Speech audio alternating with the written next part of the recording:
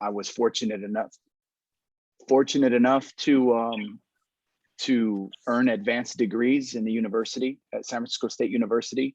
And you know, I've been a lowrider all my life, but you know, the economics post-college have afforded me the opportunity to build some cars, and I'm currently in my 7th build, and just really trying to represent and carry the torch of those veterans such as yourselves who have paved the way.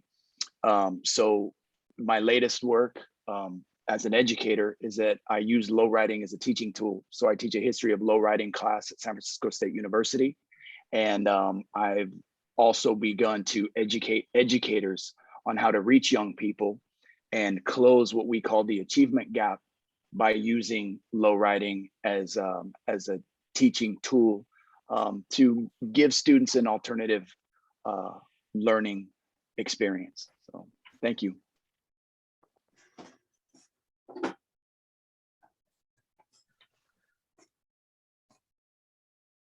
Eugene, you're muted. Yeah, you're muted, Spence. Sorry about that. Good afternoon, everyone. It's a pleasure and an honor to be here. Eugene Hernandez, president of the Imperials Car Club. Club was founded in 1965, so we have about 54 years of traditional lowriding. Was exposed to lowriding in 1968. I happened to have the honor to live around the block from Jesse Valadez, the owner of the Gypsy Rose. And I hung out with him as a kid, King Cars, and had the opportunity to go with Jesse every Saturday to go see his car get painted. I ended up joining the Imperials once I was of age. Was in the Imperials for about 8 years. Jesse said, you know what, it's time for you to go finish your school. So I went off and finished my BA and my MA, was a teacher, principal, senior leadership for LA Unified School District. And now, guess what? I'm back with the club the last 6 years, and it's a pleasure and an honor. It's something that I love, and I'm just glad to be part of this panel, glad to hear the stories and also talk about the stories and the struggles and the successes that we have as a lowrider community. So again, gracias.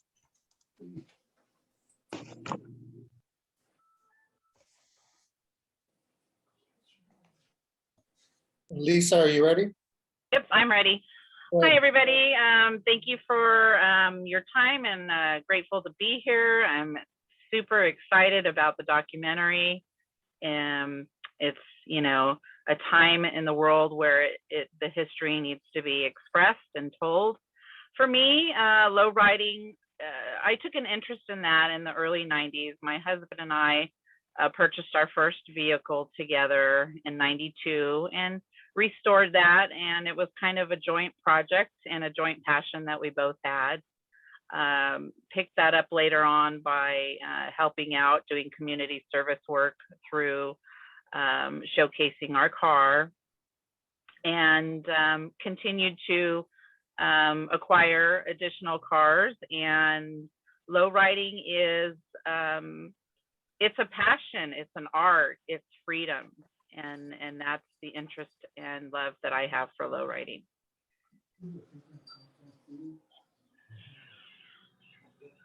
Mr. Garcia, are you there?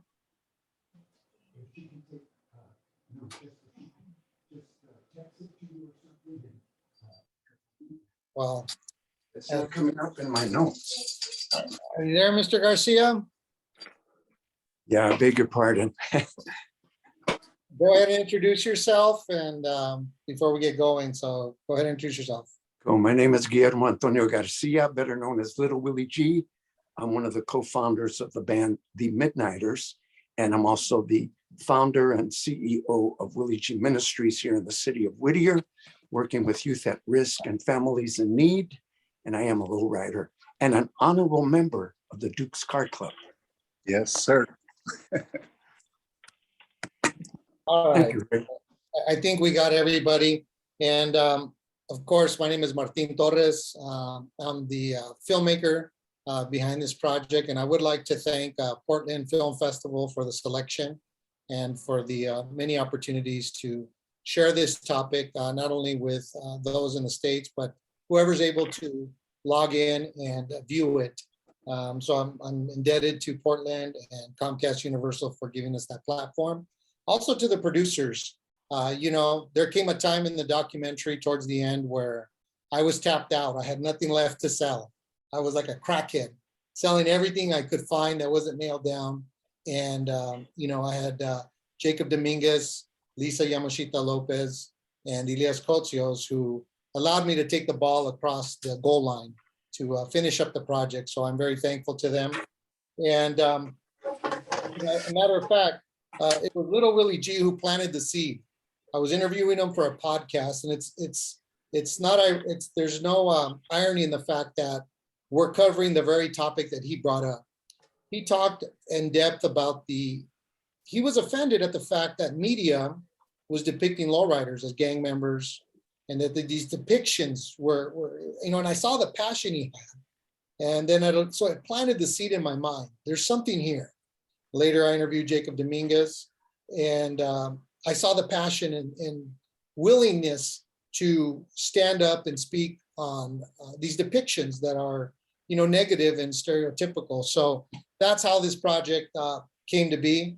A lot of sleepless nights and years, but so here we are discussing a very powerful topic, a topic that is relevant, not only in the United States of America, but I think throughout the world. I think there's a lot of intolerance, a lot of nativism. So I want the panel one by one in the same order we went through, and use your experience, relate it as much as you can to your own understanding. But I want each of you in the same order to define what is racism. That go to me? Yes.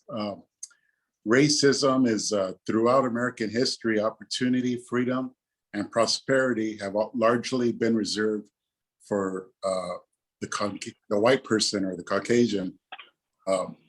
Most of my employment consisted of white supervisors, always without consideration of my abilities or intelligence to perform a duty. And that was my experience. And it didn't feel good. I just felt so left out, and a lot of things I could have offered or put out as a person was denied because of my race, and probably even because of my background. My background is really Chumash Native. We're the first family of California. I had a love for lowriding when I was a kid, and I always continued to strive for the best, even in my opportunities of work or what have you.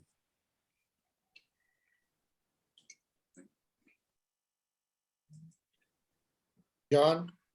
Yeah, I will try to be brief. When talking about racism, we have to roll it back one click, and we have to look at race. And the reality is that race is a social construction. It's an idea that is created, just like economics is a social construction, just like politics is a social construction. These are things that human beings have made up. These are ideas that have been created to be mechanisms and tools to work in society. So if race as an idea is constructed, the byproducts of that construction are very real, measurable, and tangible. And racism would be one of those byproducts of the idea of race, right? So, when I talk to my students, they say, well, what do you mean race is made up? Race is real. And I said, no, what's real and tangible are the byproducts. So to define racism, I would say that racism is any thing, any action, any symbol, voice, any words that or ideas, mechanisms, social mechanics, levers, gears that work to deny or limit or control resources of any kind that work against groups that are subordinate to the dominant. And in this case, when we're talking about US history, we're talking about a white Anglo-Saxon Protestant tradition, going back to the arrival of Europeans setting foot on these lands, you know. And so, you know, we have 500 years of history since that arrival that we have been having to work against, you know. I mean, from inception. I mean, when Columbus gives his first assessment of indigenous peoples, he says they would make fine servants, which is code for slaves. And so from contact, we have this racist dynamic in play. And so with that, I think I'll just hit pause, you know, with the caveat that I'm sure that we will kick this around plenty, but that's my immediate response. That's great, John. For me, racism, having experienced it more in the institution in terms of schools, for me, it's about that discrimination, that prejudice, not only with race, but also the socioeconomic piece that many of us don't talk about. You know, for me, not getting the best education, having the piece of paper saying that you graduated from Garfield High School, then going to college and getting an F on your first essay because I didn't know how to write. And I said, wait a minute, I graduated with honors. And then looking back and having worked for the system 43 years, say, wait a minute, there is a lot of institutional racism for our kids, whether it's language, whether it's socioeconomic, whether it's race. So for me, racism is real. It is, like John said, things in actions. And it's important that we continue and be aware and teach our kids and our families that, you know, racism does exist within a socioeconomic arena, but also within the race arena. And so for me, like I said, also the most time I experienced racism was during my school years, from elementary, middle school, and high school. So imagine all the boys and girls who dropped out because they couldn't understand or couldn't deal with it. You know, we lost generations and generations of kids to racism and institutional racism. So for me, socioeconomic and also race.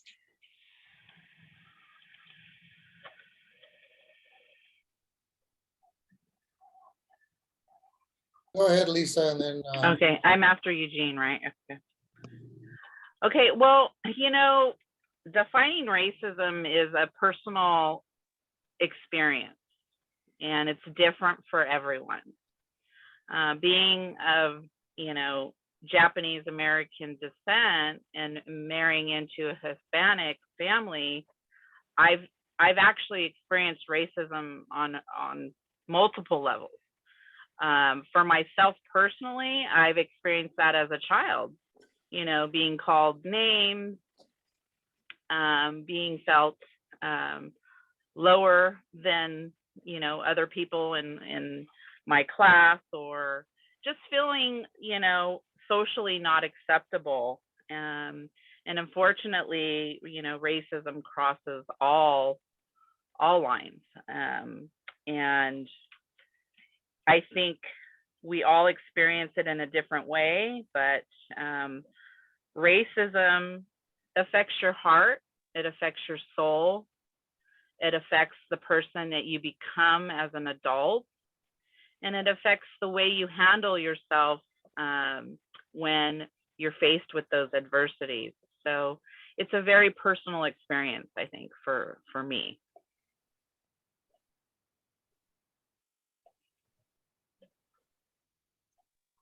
Mr. Garcia, go ahead. Yes, good afternoon. Man, it's getting deep up in here. To me, racism is a preconceived, suggested, distorted perception of what a person really is. It's been said that it's characterized by the belief that one race or culture is inherently superior to another.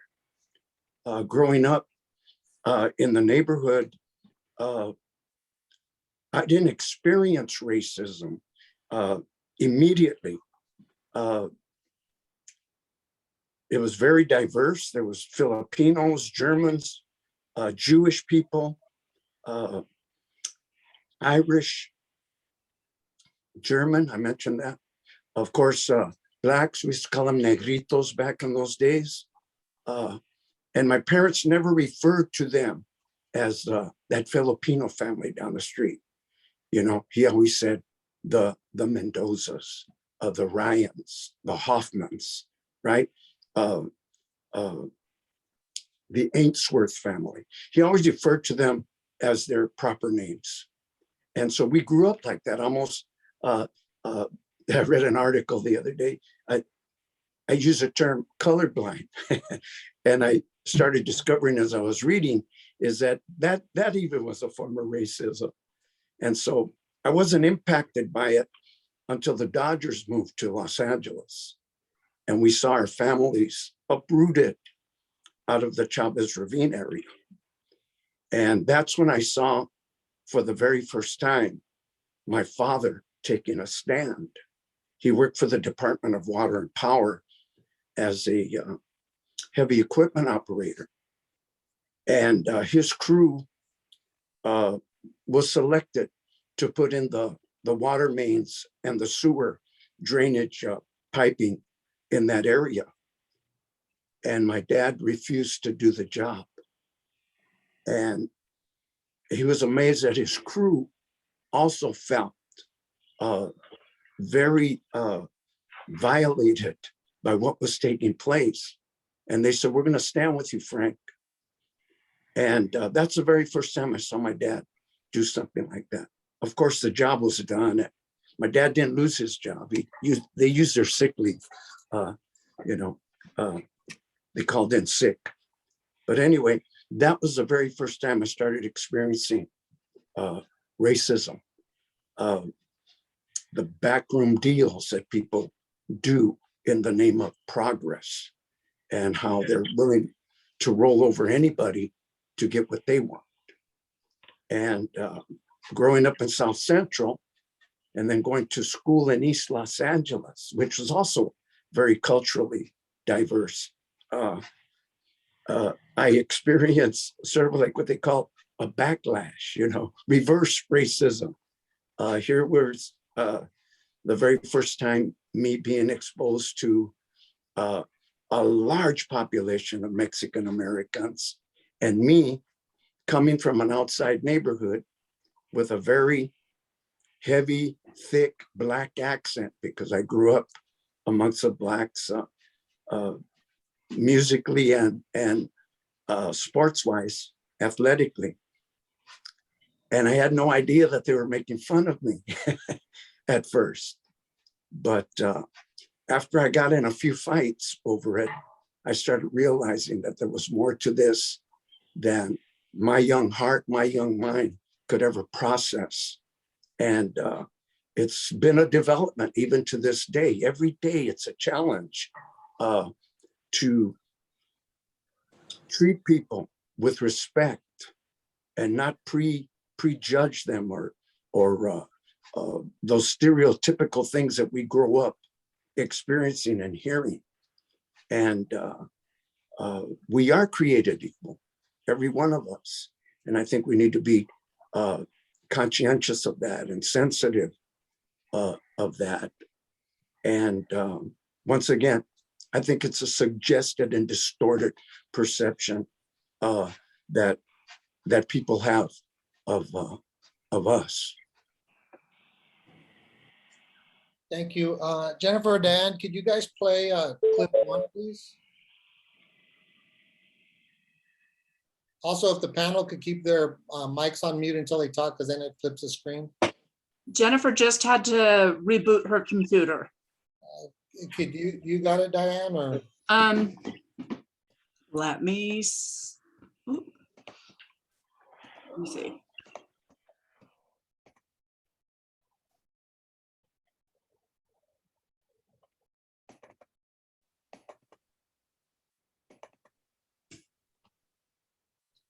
Clip 1, you said. Okay.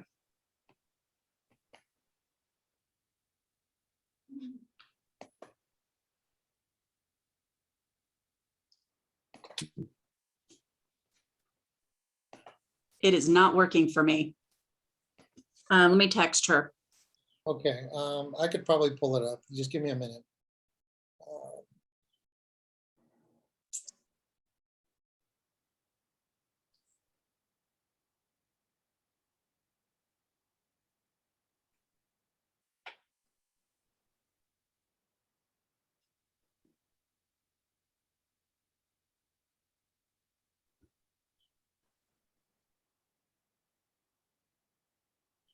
Sorry about that, everybody. I guess.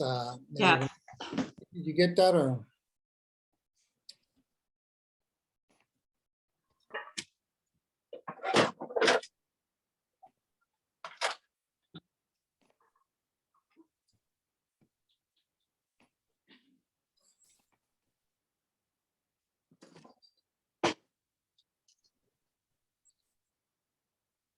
All right, I got it here, Diane. Do you want me to go ahead and do it? Yes, please. And you can share your screen. All right. Can everybody see the screen? Yes. Yes. Okay, I'm gonna play a clip of the documentary. Once we started getting into the lowriders or changing our identities and, you know, to the style of dress that we liked, yes, definitely the police would come after us. We couldn't come this side of the 605 freeway. East of the 605 freeway, we could not come by there because of either the police or even people themselves. They chase us back and tell us to go back to Mexico or call us wetbacks, or they were just pretty straight out.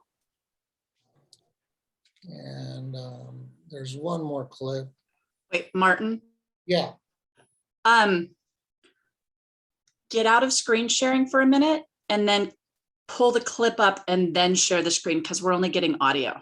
okay. Open the clip and then hit share screen. Yes, please. Can you see it there? Yes. All right. Perfect. Thank you. Racism came in different ways. They started picking up when a racist wants to be a racist, he looks at what you do the most. He might look at the way you dress. He might look at what you eat, for example. If I ate a bean, what am I? And I'm brown. You want to call me a beaner? Well, that's cool, but I eat a lot of steaks too, so what does that make me? The names were mostly called was wetbacks, beaners, taco benders, spics, greasy Mexicans. That's pretty much what everybody, the connotations they used against us. And it was, you know, we're proud people, you know. I was born here in the United States, and my father was born in Orange at UCI, and my grandfather came from Zacatecas, Mexico. All right. So the interesting thing for me is that since the documentary has been streaming for a week now, I've not had one person message me or contact me to ask me, what does wetback mean? What does beaner mean? What do they mean by, why don't you go back to Mexico? So, and keep in mind, Ray Castillo was born here and his family's, as he said, one of the original families of California. Joel, multi-generation of American citizen. So with that context, I want the panel to discuss racism with Mexicans or Mexican Americans or Latinos in general. Let's start bringing it into the purview of, there's a problem here. So let's discuss that and what you know, with lowriding. So go down the same order. Like I said, just keep your mic on mute when you're not up speaking. That way the camera doesn't switch to you. And we'll go ahead and start. Go ahead, Ray. Yes, there's wow. Being the first family here, we were scattered around. It was Mexico here. We were scattered because when they came in for the gold rush, I believe there was more money in the heads of a native than there was into the gold. So our family scattered all over the place. It was Mexico. Right now, our family, I did the ancestry, so I have, you know, there's Iberian Peninsula. I have percentages of different backgrounds. I'm 68% Native American. But growing up as a kid, those words are just ugly. I mean, it was an ugly thing. We couldn't pass, like I said on the movie, I grew up in Pico Rivera. We could not go east of the 605 freeway without being called names or being harassed by the police. Especially if you're driving a lowrider, you're wearing a Pendleton, you're wearing khakis, white t-shirt, you're an automatic gang member. We couldn't go into Downey on the other side of the 5 freeway, the same reasons. Right now, it's kind of odd when people tell me, you remember the car shows in Huntington Park, Bell Gardens, Southgate, blah, blah, blah. And I don't remember them because we couldn't get over there without being harassed. It came to a point where I almost got thrown in jail just for having hydraulics. I had like numerous tickets on it, so I had to go to Downey to go clear my name with that. And there was no reason for none of that. There was another officer who was bounced around to different sheriff's departments. I'm not sure I can mention him, but he harassed us for absolutely nothing and in the worst way ever. It was something to experience. It wasn't good at all. It was, you couldn't go cruising and be proud of who you are, or be proud of the way you dress, or be just proud because you would get the harassment. I'm proud because in our heritage, all of us, you look back in the old pictures, people are very well dressed, and continually they didn't have money, but they took pride in the way they looked. And you look back in old black and white pictures, people are very well dressed. They had a lot of pride of who we are. Thank you.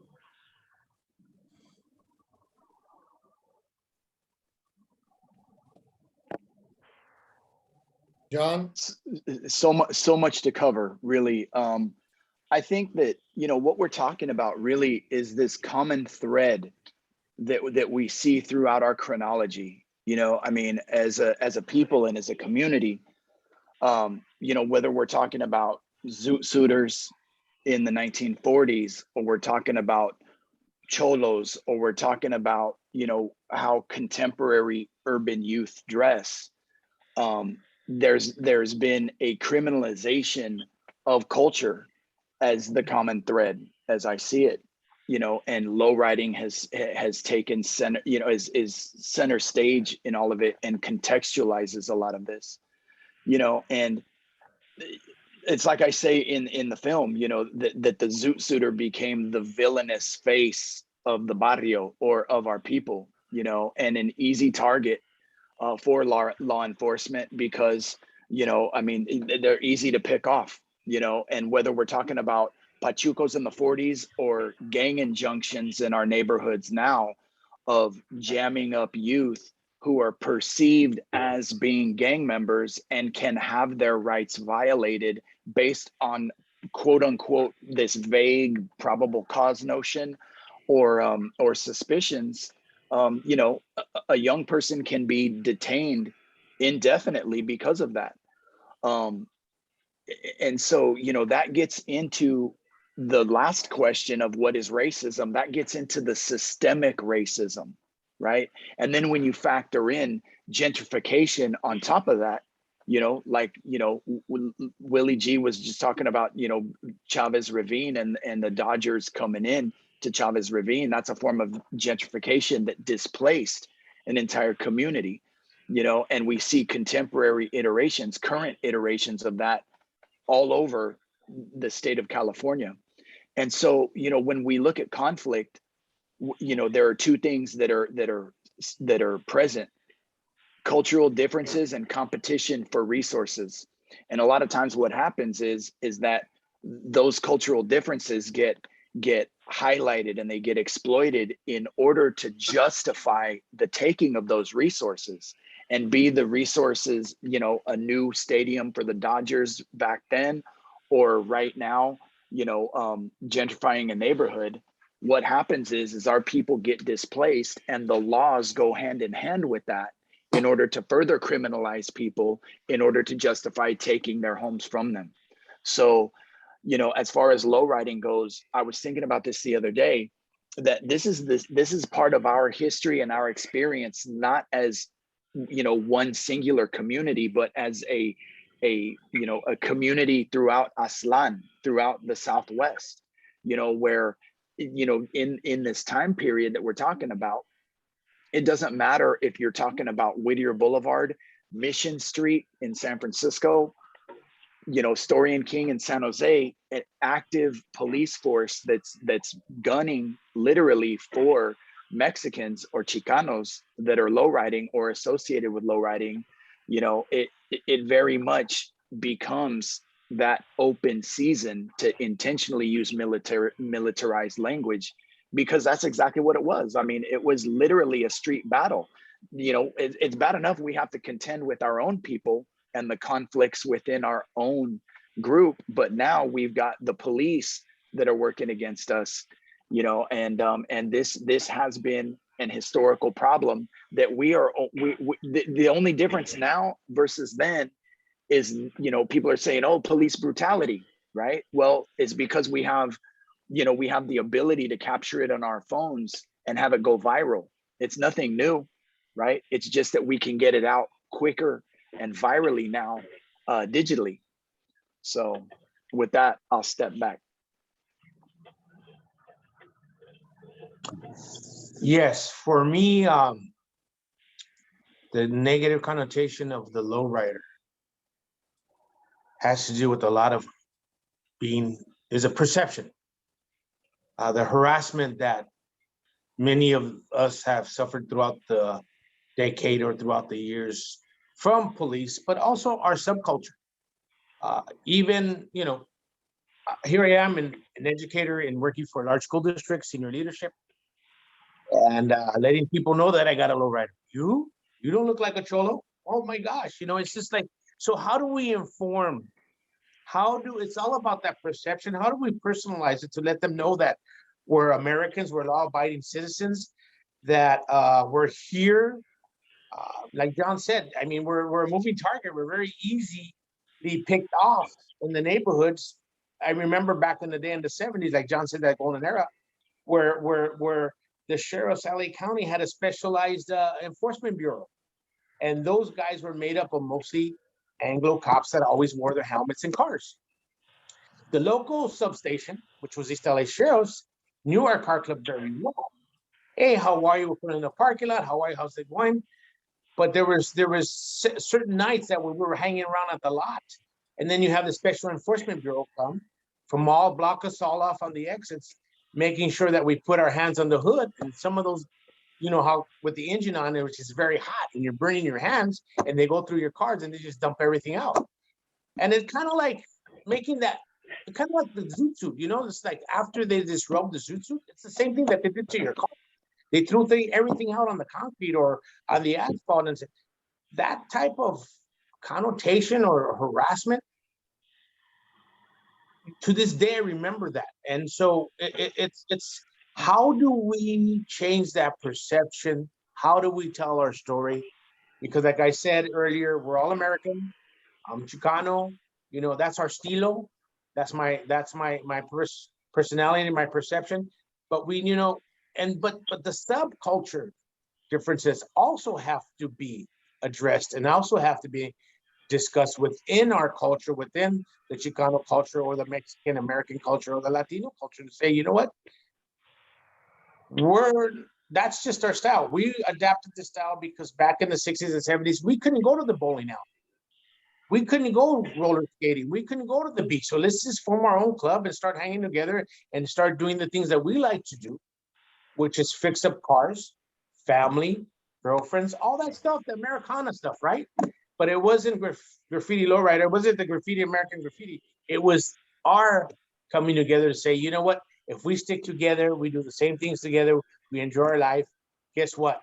Then, you know, we're not going to be robbed of those teenager years or those years because we couldn't go to the bowling alley or to the beach. We're going to develop our own culture, our subculture. So yeah, those are some of the things that I experienced growing up. To this day, like I said, you know, letting senior leadership know that, hey, I got a lowrider. Oh my gosh, it's like they look at you. So yeah, it's for everyone, it's different, but those are the things that I experienced growing up and to this day also. Well, I'll take it from here. So, the definition of low riding is very interesting. I have, I bring a different perspective to low riding. There's, obviously the stigma that, when you let people know that you have, I have 4 low riders. So when you let people know that, they automatically think, well, why do you need that? What are you doing? What trouble are you causing? So there's that piece of it that I think, the team on the phone have experienced in their younger years. But I experienced something a little bit different from a woman's perspective. Being a woman in a lowrider scene or culture is different as well. It brings a different facet to the love of lowriding. So even the Hispanic culture discriminates sometimes within them own selves, like, well, why do we want a woman, in the scene? Or why do we want a woman that's not a chola in the scene? So low riding, it's people just automatically give it kind of a generic definition, and it's really not. I mean, low riding is just a way of describing someone's passion for classic cars and for cruising and, the freedom to do what they like to do. So that's my perspective.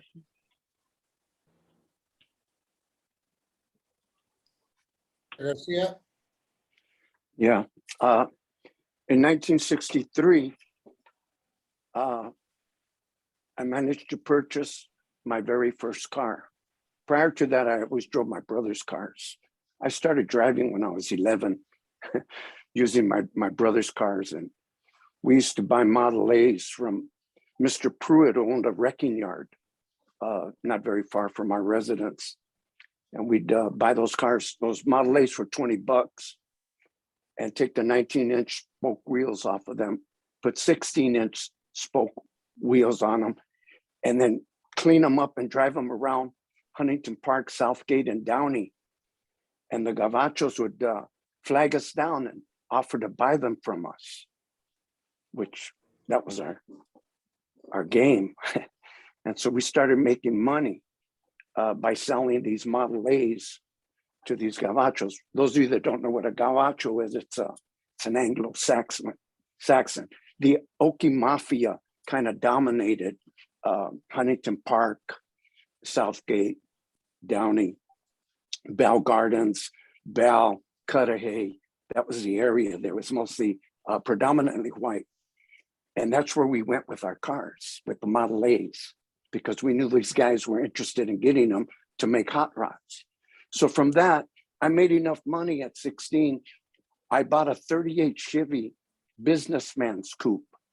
It was ugly.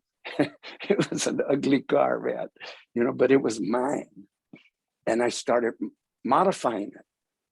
And I remember the first time I drove through Vernon City, I got pulled over. There was only 2 motorcycle cops. Vernon City at that time, anybody that was on the police force was considered just a high-ranking security guard. Vernon's a very industrial city there. And I got pulled over by a motorcycle cop. And he said, "Where did you get this car?" That's the first thing he asked me, instead of for my driver's license or registration. And I told him I bought it. He says, "Let me see the bill of sale." I said, "I don't have a bill of sale, I said, "But I do have the pink slip." And he said, "Show it to me." And man, he said, "Get out of the car." And I started experiencing this unusual harassment. I'm only 16 years old, man.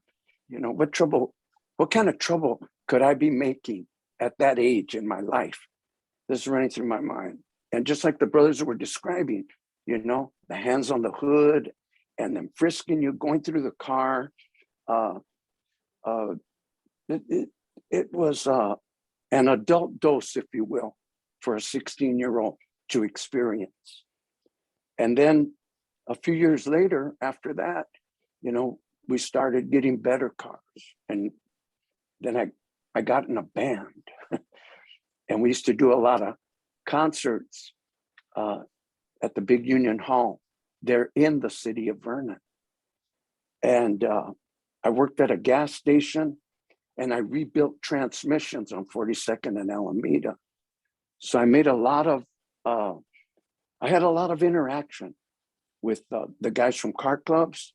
If you owned a stick shift between 1957 and 1965, and you blew up your transmission because you bought a 1995 floor shift from Pep Boys or Western Auto, I'm the guy that probably rebuilt your transmission. And so I befriended a lot of these guys, and we had a lot in common, not just with the cars, but the consequences of owning a car and what it came with.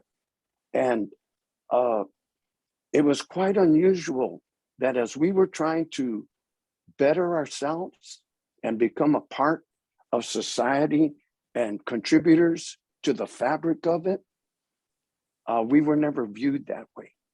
We always seemed to be the underdog in everything that we attempted to do.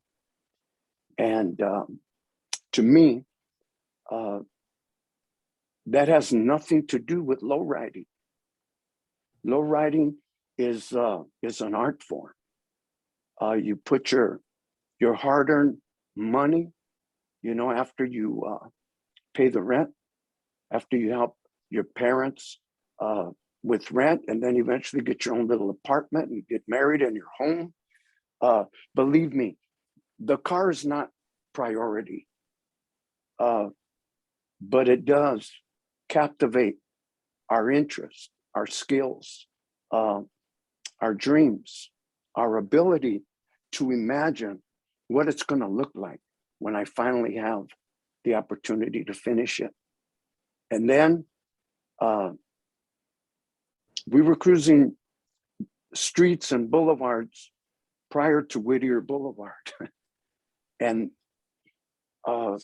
we always experienced the same thing no matter where we went, because of not so much of the color of our skin at that point, but because of the color of our car or the nature of our car. And so I think it is a very unjust society to pigeonhole us, that we're troublemakers or looking to damage them in some way because we've invested a lot of our time into this canvas that has become something that we can drive around and roll into different neighborhoods and share our experience of low riding with other guys of like mind. All right, thank you, everyone.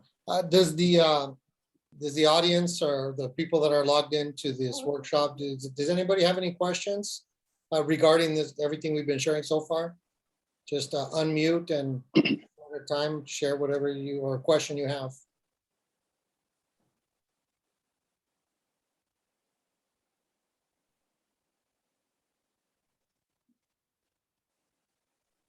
All righty then, I guess we'll just keep moving it along.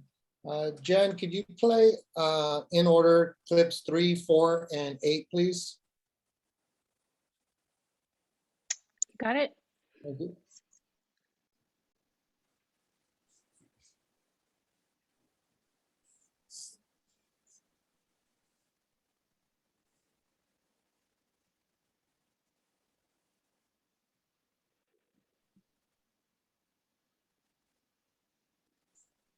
Can't hear the audio.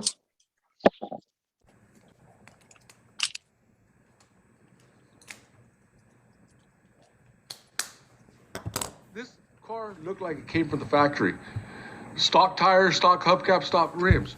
we pull into a car show, and the guy says, "Oh, you lowriders are parked over here on this side." I go, "What?" He goes, "Yeah, you lowriders are parked over here." I go, "This car's not a lowrider."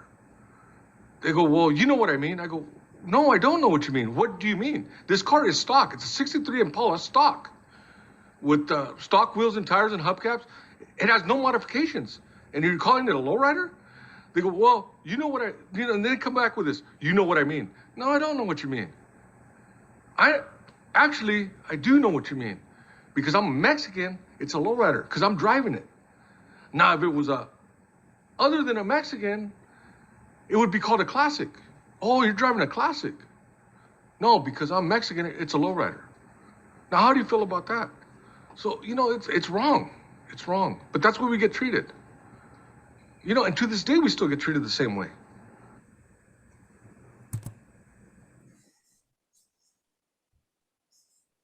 And can you remind the next one you wanted is 4 and 5?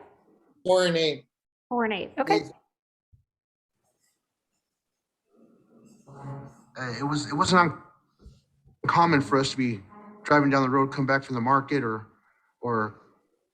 coming from seeing your girlfriend and getting pulled over and having your car seats pulled out as they're looking for a gun in your car or looking for drugs, or getting pulled over and they check your arms to see if you have needle marks on your arms when you've never done anything like that before in your life. They have no reason to even think that you've done that, but just out of their racial stereotypes, they treated us all the same. We're all criminals.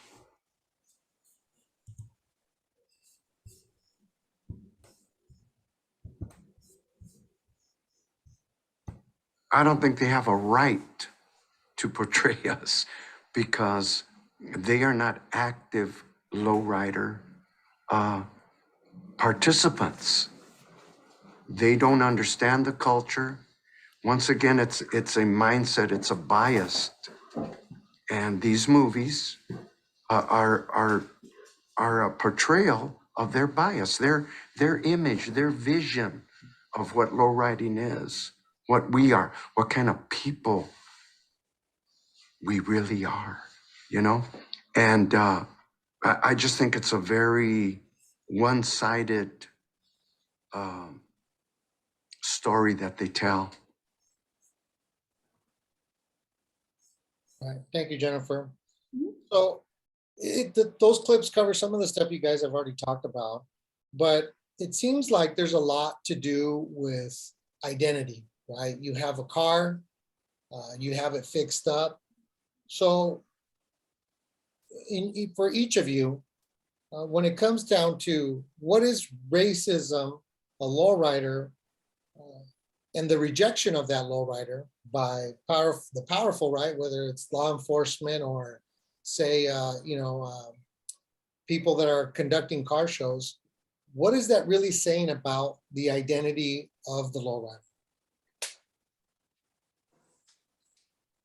Wow, this could go a lot of different ways. Back when I was a kid, I would build models, and I always had that perception of joining the Duke's Car Club as a young kid. I loved the style. I loved the way my uncles dressed. I went to school like that, and I started experiencing that with the substitute teacher down at our Rancho High School, calling me a lowrider, calling me a gangbanger, actually putting his hands on me.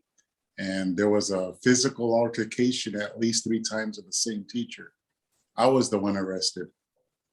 And as I got older, where I got my cars and license, there was different opinions thrown at you from police, from even neighbors or somebody who doesn't know nothing about that lifestyle.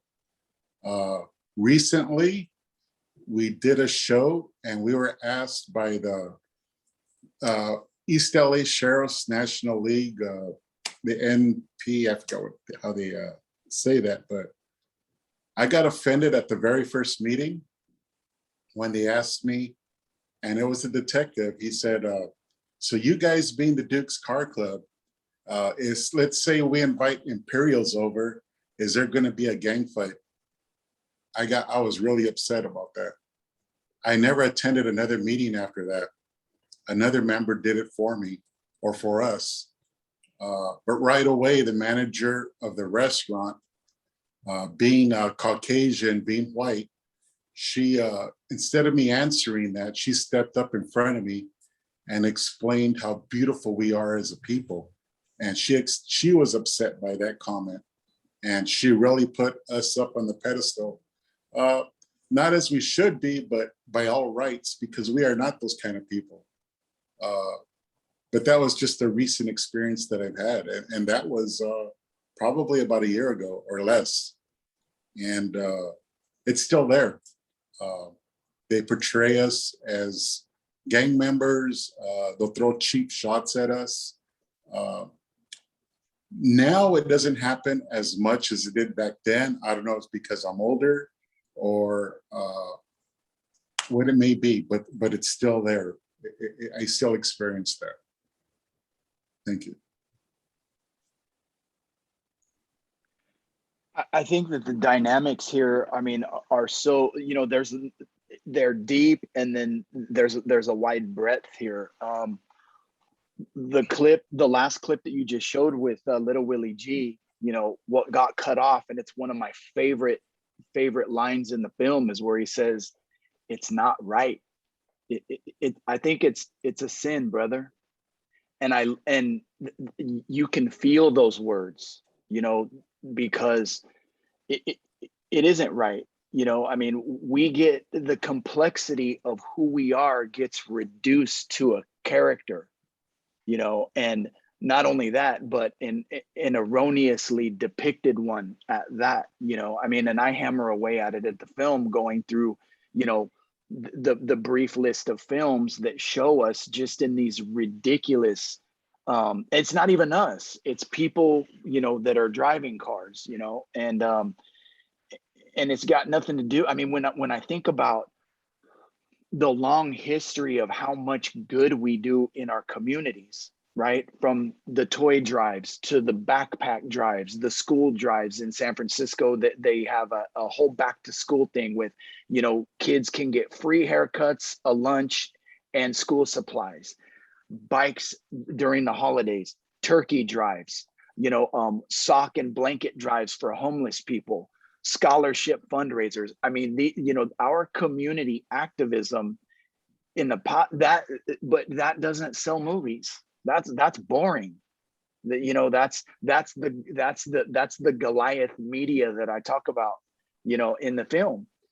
You know, whereas, you know, the flashy lure of having a glittered lowrider to execute a drive-by in a film is good for cinema.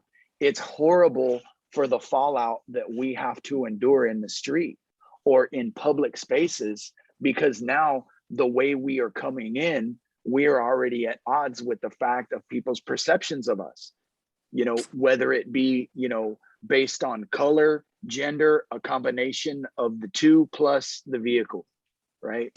So we're having to cut against some serious grain there, but we're doing it, you know, and low riding is perpetuating, you know, in that we are becoming the dominant paradigm, right? I mean, I've dealt with it at car shows where, you know, it's not necessarily a lowrider show, but it's a cruise night where there's a lot of hot rods and classics and lowriders, you know, and I pull in with my, you know, my 51 Chevy on 14-inch Kragers, you know, and the gabachos, you know, start doing this, you know, and then, you know, it's like, you know, being a kid, you know, in junior high with the lunch tray going, where am I going to sit? You know, and then it's like, well, I'm not even going to wait for them to put me with the lowriders. I'm just going to go, because the message is clear that I'm not wanted to park my car next to your, you know, stock 68 Camaro or whatever it is. You know what I mean? So, you know, be it that. But for me, the big litmus test is all when I'm in the street in my car. The litmus test is always the reaction of the kids. And the kids, you know, when you see a kid get wide-eyed and just in this awe and wonderment, if you're hitting switches or they're up against the glass as you're driving by on the freeway and they're pointing and they're just like bugging out, as long as we have the kids, we're doing good, and we'll continue to be good. And hopefully, and like I always say, if not inspiring kids to become lowriders and just an example to young people of, if you work hard and you dedicate yourself, you can accomplish something incredible in any aspect of your life. And really that's where I think the work is. So I have a soft spot in my heart for children. And when kids come up to the car and show curiosity, I'll let them sit behind the wheel. I'll let them, touch the wheel, whatever, just don't scratch the paint and don't tear the interior. Other than that, I will talk to you as much as I can about my car. But in San Francisco, we park at Fisherman's Wharf, and there's a lot of tourists around. And these people, this couple came up to me and they said, our daughter is really curious about your car, but she's scared of you. And I said, well, it was cold. And so I was wearing a beanie and a Pendleton shirt. And she said, well, they said, she's scared. And so the little brother came and got her and brought her over. And I said, why are you scared? Why are you scared? And she said, well, I've seen lowriders in movies and they're bad people, right? Broke my heart. And then, when her father told her what my profession was, she couldn't believe it, because those things weren't congruent. They were out of sync in terms of, it can't be that he's a college professor. But, hopefully, and I think that's a responsibility that we have when we are in the street as well, is, we're cultural ambassadors, and that's an important role to have. That's a very important role to have. And we're working really hard, to maintain the positive image of lowriding. But when I say that, now, we have legions of lowriders worldwide. Oscar says in the film, there's no stopping us now. Let's put it that way. And I would underscore that very heavily, that, we aren't going anywhere. And so anyway, that's my 2 cents on it. I'm gonna step back because I could just keep going and going, and I don't want to do that, but thank you. You took all my words. No, culture ambassadors, correct. It seems like, and I just want to point something out, is that these cars are not $5,000-$10,000. These cars are, some of them are hundreds of thousands of dollars.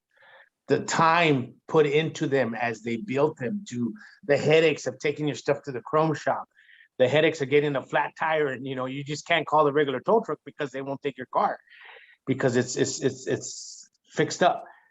We gotta constantly be out in the public, and I hate to use the word justifying. I think informing, educating. I think that's what we explaining, that we constantly have to do at car shows, that we constantly have to do when we do cruises or when we park.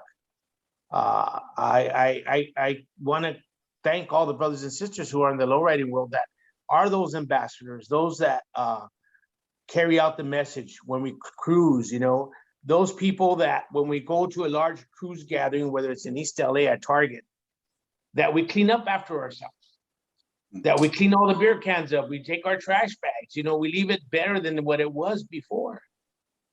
So we have a lot of work to do in that arena also. The fact that we got to spread the word and say, you know what, if we're going to park at a particular parking lot, that we clean up after ourselves, so that, again, they don't give more to talk about us in terms of the negative.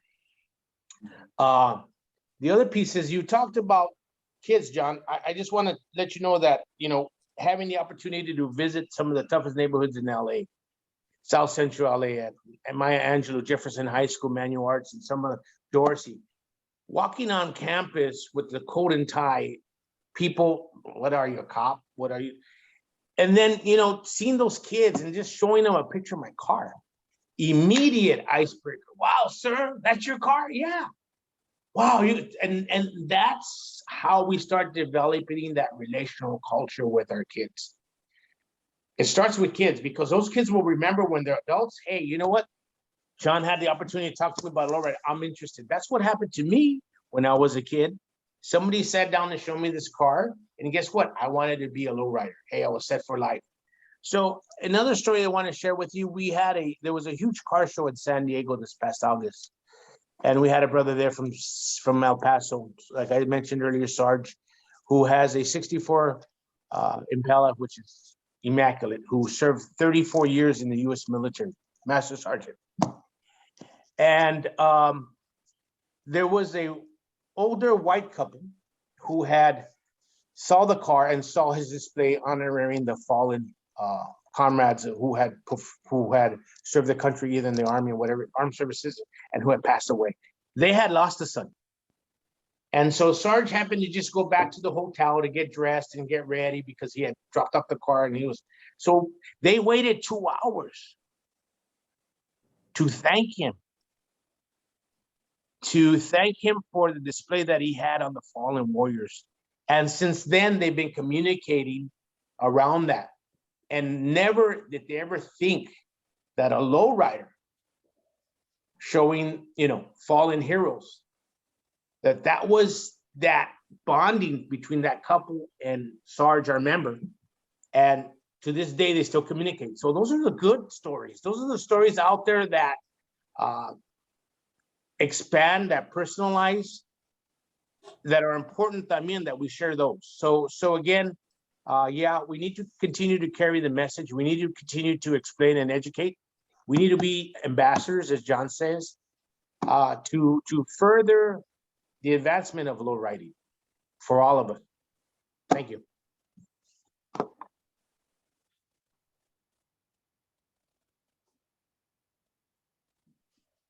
Lisa, are you there?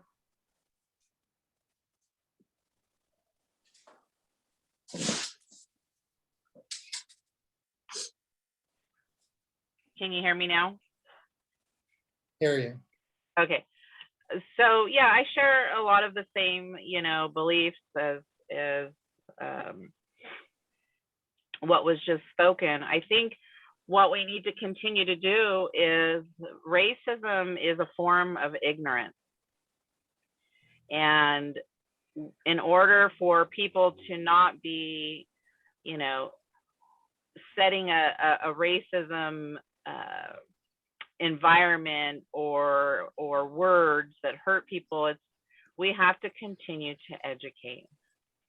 And the best way to educate is for real life people, just like we are here on the panel, to explain our experiences and just let the world know we're just basic business people. I mean, we all are, everybody on this panel are business people. We have families, we serve our community.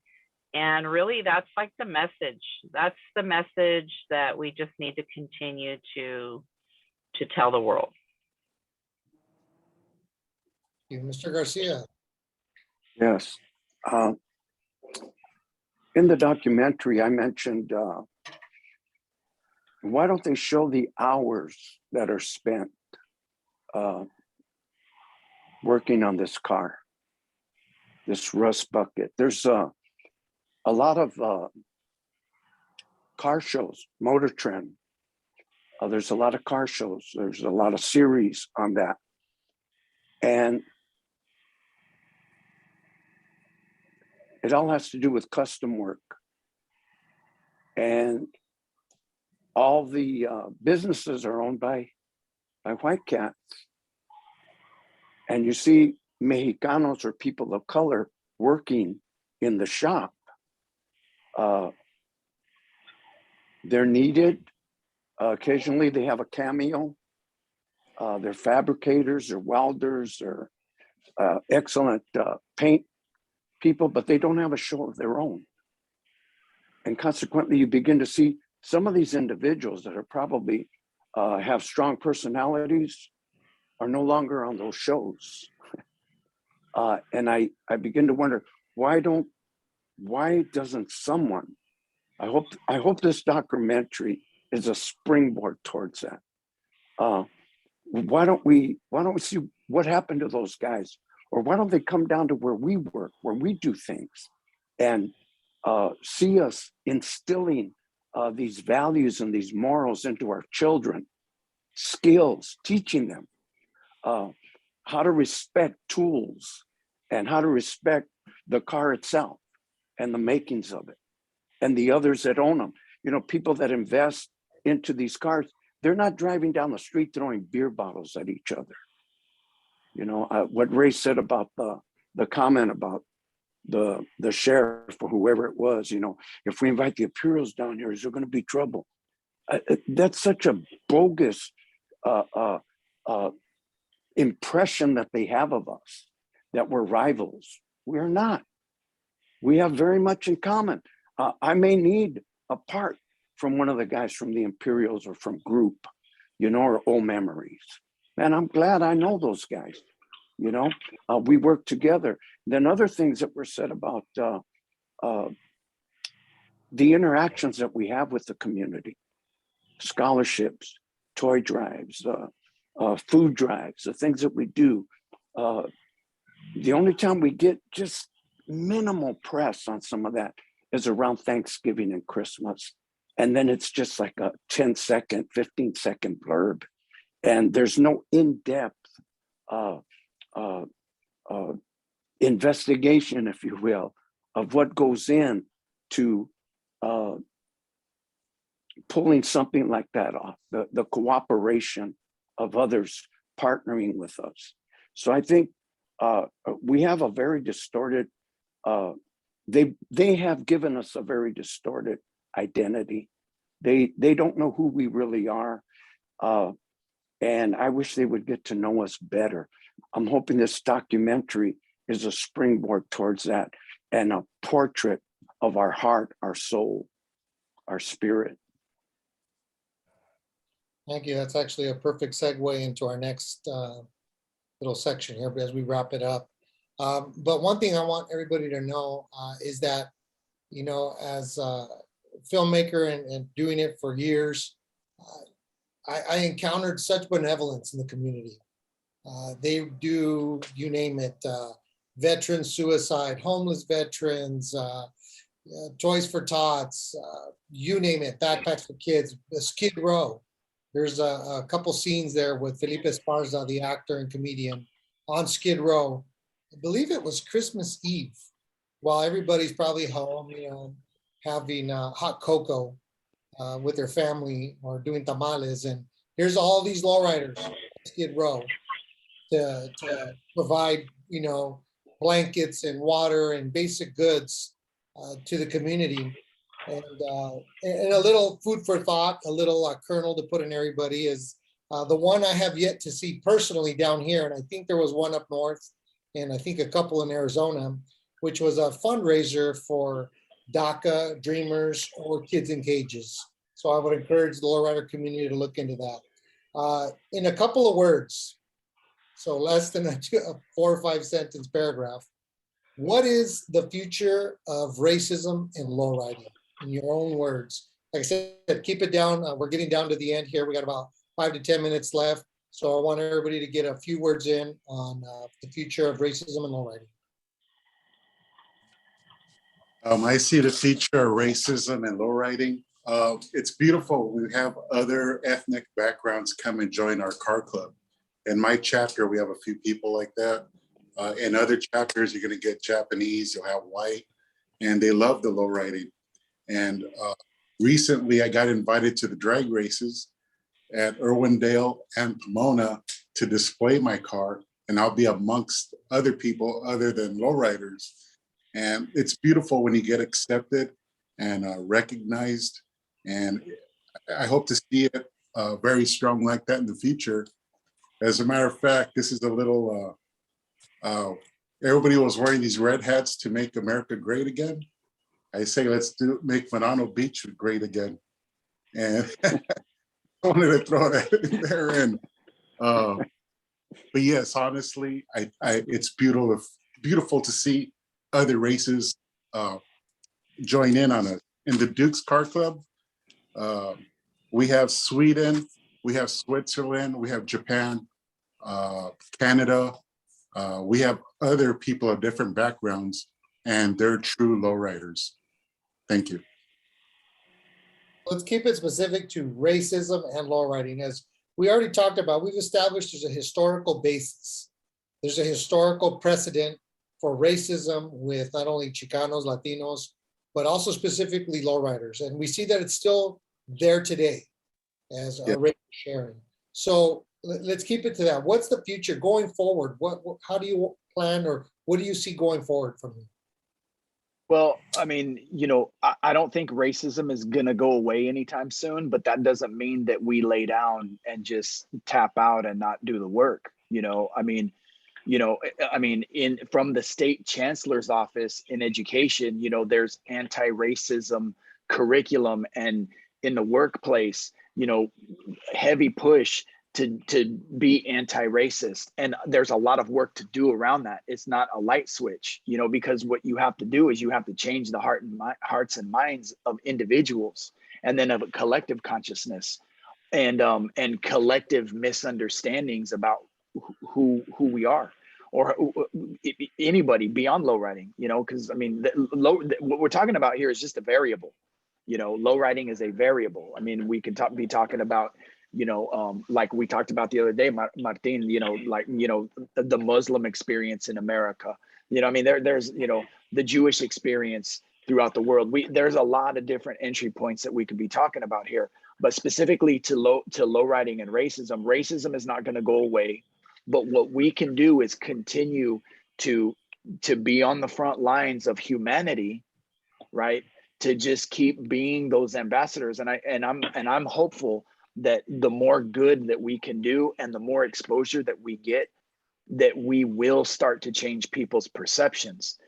I think that what you've done here is you've broken ground in terms of telling this history from this perspective.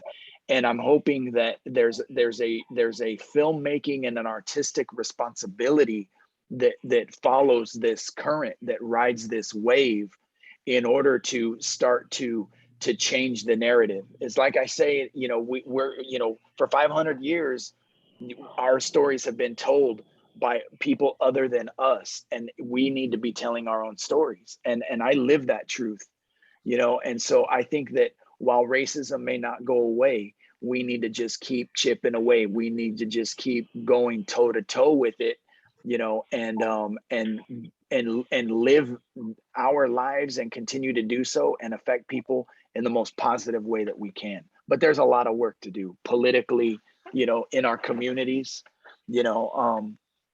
It's an uphill battle, but I think that this is the beginning of really changing the narrative on it.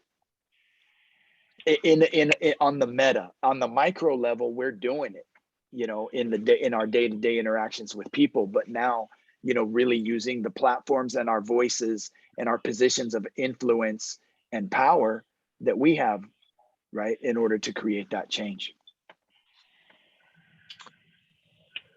The future of racism in low riding, for me, we got to continue that struggle. We need to control the message that we ourselves are responsible for and can do. We need to continue to advocate. We need to continue to push for unity in our barrios, in our cities, within clubs. We need to be inclusive. We need to be inclusive of having a gay person in the club, a female in the club. We have to be provide more exposure. And Martin, what you've done is a great beginning, and it's not going to stop there. What you've done is you opened it up to mainstream America the correct way with a documentary. But again, we need to control the message. We are in the driver's seat, as they say. Thank you. I think I'll just kind of sum it up shortly. It's a sad thing to say, what's the future of racism and low riding? Simply said, for me, I don't want there to be a future of racism. I want no racism. And like John said, yes, it's here, but one could hope that someday we don't have to use that word anymore for anything.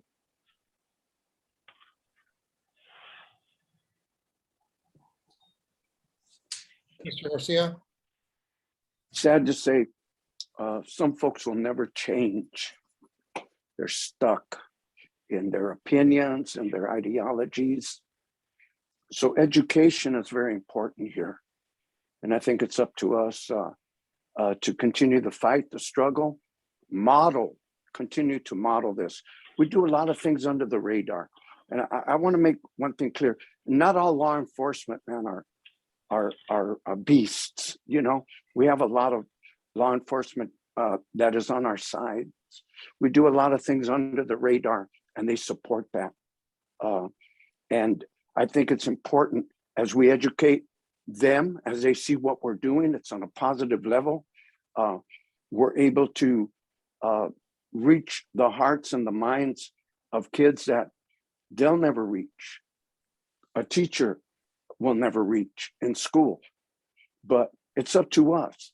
We have something that is an attraction, whether it be the car, music, it attracts them. And I think it's incumbent upon us to really model some positive things, more positive things, get them interested in being constructive with their lives and their imaginations.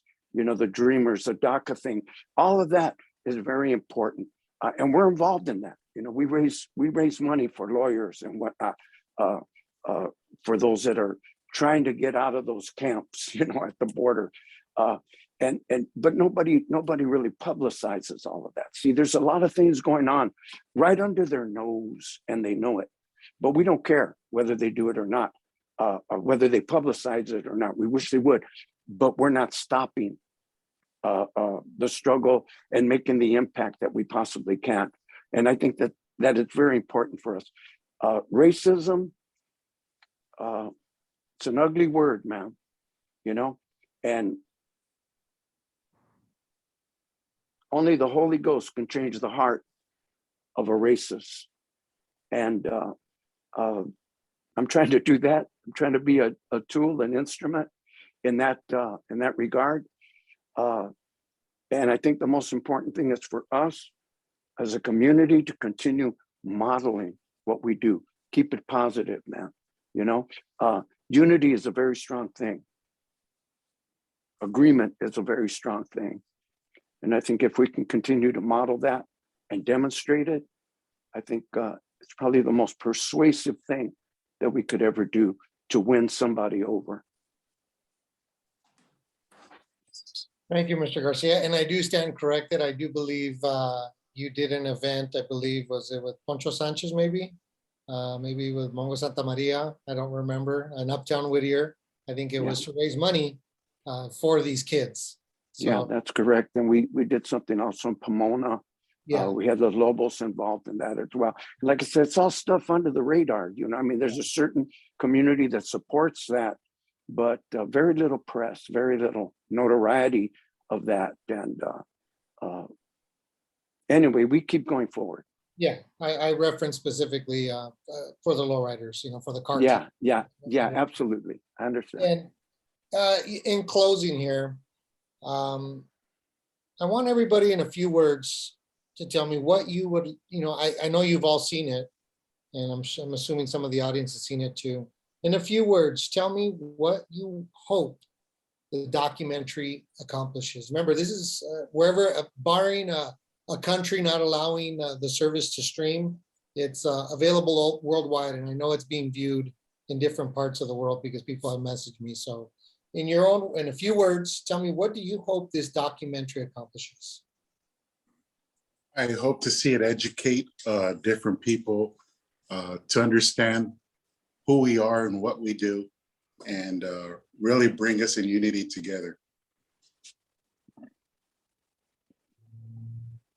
For me, you know, and you know, my work happens, you know, my work maps the global trajectories of low riding outside of the barrio experience. And what I hope, and I've shared this with all of the people that I know throughout the world, is I hope that there is an acknowledgement, a respect, and an appreciation and awareness of what the pioneers of low riding went through, for us to have the luxuries today to be able to pretty much drive down the street and not get messed with. You know, I've heard stories of people getting pulled over by cops because the cop wants to check out the car. The cop wants to take a picture. And that is a 180 from low riding in its inception and at ground zero. And I really don't want that to be lost on people, especially the younger generation and people who are new to low riding, to understand, you know, that we are standing on the shoulders of those who came before us. And that foundation is solid, and really I want that. I want the younger generations to understand and appreciate that, and that not to get lost on people who might be new to low riding culture. What I want from this film is to continue to educate, continue to tell the story of the pioneers, who we were, where we're at, and where we're going. I wanted to change perceptions. I told you this, Martin, I want it as a learning tool, as an educator, develop study guides. You know, state of California just passed ethnic studies, brother. This would be great. We study guides for teachers to educate our kids to say, hey, you know what? This is part of your culture. So it's a historical point. It's a changing perception point, an educating point. It's a story. And that's what happens when we don't tell our stories. History gets repeated again and again and again. So that's my hope, is that we get it out there in the classrooms, in the senior high classrooms and junior high classrooms, middle school classrooms, excuse me, to let our kids know, because they're our future. Thank you. I think for me, basically, we all want to educate the world. We all want unity. And I think for me personally, what I would love to see people understand from this documentary is that there is so much love and beauty in not only the cars that we drive, but the people that we associate with. And I think the world needs a lot more love. Mr. Garcia? The documentary is really informative. And it's my prayer that it opens the eyes and the understanding of everyone that gets an opportunity to see it, and that it really does change their opinions, their perception of us, that we really are just like everybody else, man. We're trying to get through this life. We're family people. We raise our kids. We have the same dreams that many of them have, and that it would just bring us more unity, bring us closer together as a human race worldwide. I think that the film, the documentary, has the potential of doing that if they'll give themselves an opportunity to view it with an open mind. You put it very well, Mr. Garcia. I appreciate it.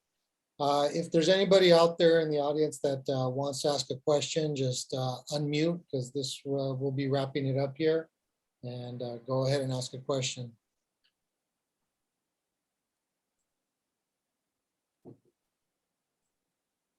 All right, so I'll share what John, the director of the film festival, had asked me.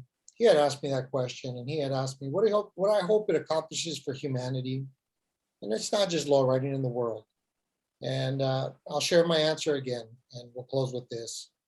You know, I want the documentary to be a mirror, that we look at ourselves. And yes, John and I discussed the other day, and it's true.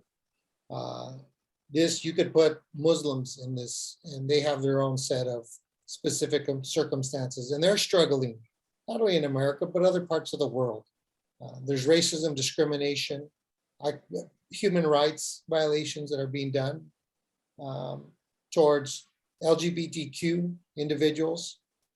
There's such hatred towards our fellow humanity, to people that have, you know, this blood running through their veins, the bones in their body, skin, muscle, tissue, arteries. The only thing that separates, in our minds, us from them is the color of their skin, their language, their orientation, their gender, or their culture. Oh, you like lowriders. Oh, you like rap music. Let's make you less than what you're created to be, which is equal.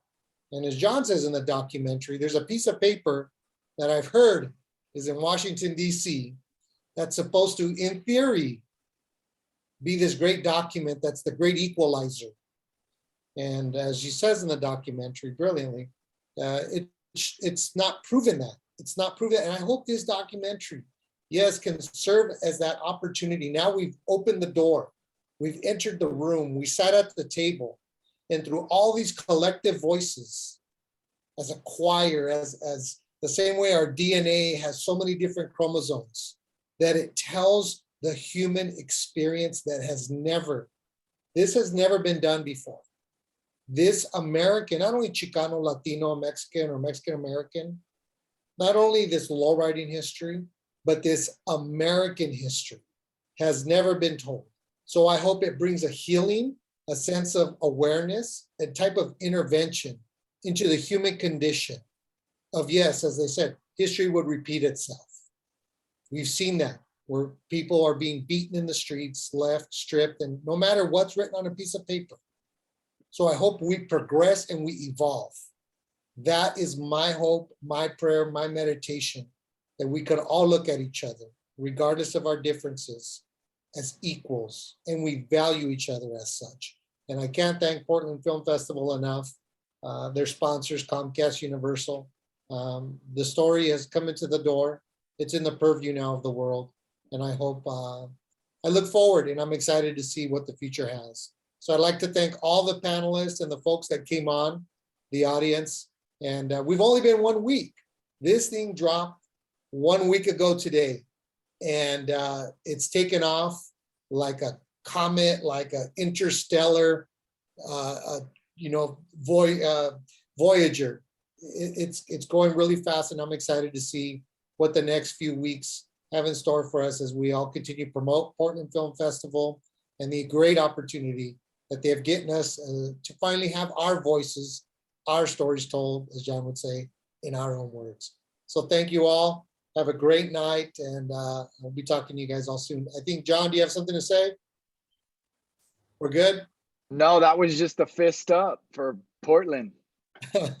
There we go. All right, everybody. Thank you, and good night. We'll talk soon. Thank you, Diane, Jennifer, for hosting.